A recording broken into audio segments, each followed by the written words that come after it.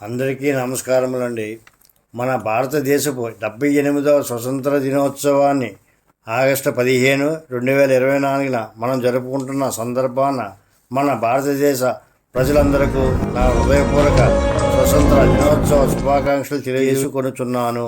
మన ఆంధ్రప్రదేశ్ రాష్ట్ర గౌరవనీయులైన ముఖ్యమంత్రి వర్యులు శ్రీ నారా చంద్రబాబు నాయుడు గారికి మరియు గౌరవనీయులైన డిప్యూటీ సీఎం కొణిదెల పవన్ కళ్యాణ్ గారికి నా హృదయపూర్వక 78వ స్వతంత్ర దినోత్సవ శుభాకాంక్షలు. మనలో మనమాటగా ఈ రోజున స్వతంత్ర దినోత్సవ వేడుకల సందర్భంగా కొన్ని అనుభవాలను మీతో పంచుకోవాలనుకుంటున్నాను.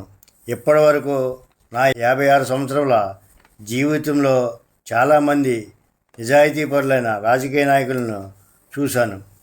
కానీ దమ్మున్న నిజాయితీపరులైన రాజకీయ నాయకులను ఇంతకు ముందు వరకు నేను చూడలేదు. ఇప్పటికి నాళ్ళకు నేను ఒక దమ్మున్న నిజాయితీపరుడైన రాజకీయ నాయకుడు డిప్యూటీ సీఎం పవన్ కళ్యాణ్ గారిని చూశాను. చట్టంలో మంచి మార్పులు తీసుకుని రావాలంటే అవినీతి లేని రాజకీయ నాయకులే ఉండాలి. అటువంటి నాయకుడు, నిస్వార్థపరుడు, అవినీతి లేని నాయకుడు మన గౌరవ డిప్యూటీ సీఎం పవన్ కళ్యాణ్ గారు.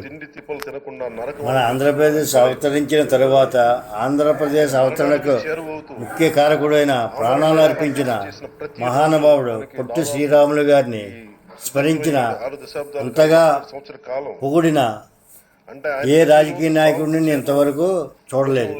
కానీ మన డిప్యూటీ సీఎం గౌరవనీయులు పవన్ కళ్యాణ్ గారు మాత్రం పదవిలో ప్రమాణ స్వీకారానికి ముందుగా ఆయన్ని స్మరించినందుకు నాకు చాలా ఆనందంగా ఉంది. ఇటువంటి నాయకుడు మనకి వచ్చినందుకు నేను ఎంతో సంబరవాశ్చర్యాల్లో మునిగిపోయాను ఆయన మాటలను చూసి. ఇటువంటి మహానుభావులు జీవితకాలం రాజకీయ నాయకులుగా, మన రాష్ట్ర పాలకులుగా ఉండాలని నేను మనస్ఫూర్తిగా కోరుకుంటున్నాను. నేను మన భారతదేశంలో పుట్టినందుకు ఎంతో గర్విస్తున్నాను. మరొక్కసారి అందరికీ హ్యాపీ ఇండిపెండెన్స్ డే.